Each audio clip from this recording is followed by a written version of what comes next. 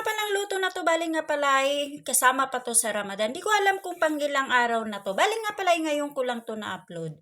Hello mga kakabs, ito nga pala yung una kong gagawin. Bali nga pala ang una kong gagawin ay magawa nga pala ako ng cubes o yung tinapay para naman sa yung packet bread na may salata. Yan nga lang pala yung aking gagamitin. Bali nga pala ay harina yan na may kulay brown at saka white. Hindi yung flour na yung talagang pang tinapay. Bali nga pala yung aking nilalagay dyan ay maglagay lang ako ng mantika, paminta, baking at saka yung vanilla powder at syempre hindi ako nagamit ng asukal dyan. At yan naman sa aking paggagawa dyan, bali nga pala ay pinagsama-sama ko muna yung dry ingredients para naman ay tuloy-tuloy na yung aking pagmimix dyan. At yan ay nilagyan ko na rin siya ng gatas at yan bago ko lalagyan ng tubig, imimix ko muna para naman ay pantay yung kanyang ingredients. Yan nga pala sa aking paglalagay ng tubig dyan, bali nga pala hindi ko muna bibiglayin yan, unti-unti lang yung aking paglalagay. Ayan nga pala sa part na yan, bali nga pala ayan, ay naglalagay na nga pala ako ng tubig para naman ay akin pa yan papatubuin.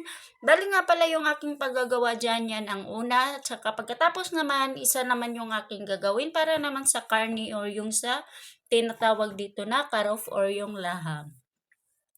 Ayan nga pala sa aking paglalagay ng tubig dyan, ganyan lang yung paggagawa ko, paunti-unti lang para naman ay hindi siya malabnaw, nasa tamang-tama lang din. Bali nga pala ay ganyan lang ako magawa niyan, hindi na ako nagamit ng mixer kasi nga mas okay pala yung ginaganyan ko na lang kaysa magagamit ako ng mixer. Ayan nga pala sa aking paggagawa dyan, bali nga pala ay pag-mix ko ng ating mga ingredients dyan sa paggagawa niyan.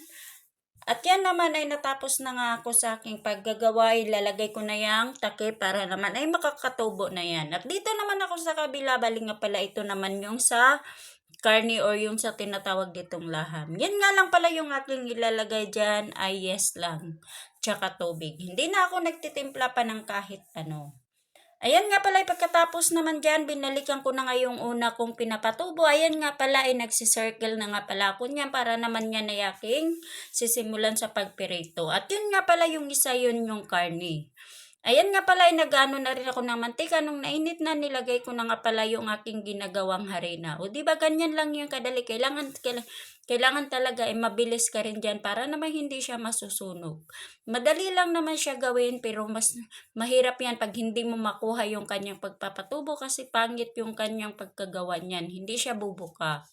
Ayan nga pala, ipagawa ko nga pala dyan. Bali nga pala, kailangan talaga nakamonitor yan para naman na maganda yung kanyang pagtubo at saka hindi siya lulubog.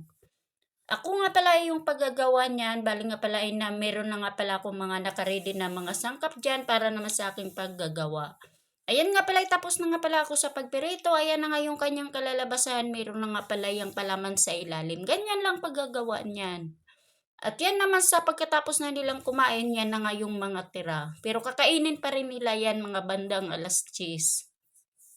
At yan naman sa aking pagliligpit dyan, bali nga pala ay nagbibigay rin ako doon sa aming kapitbahay.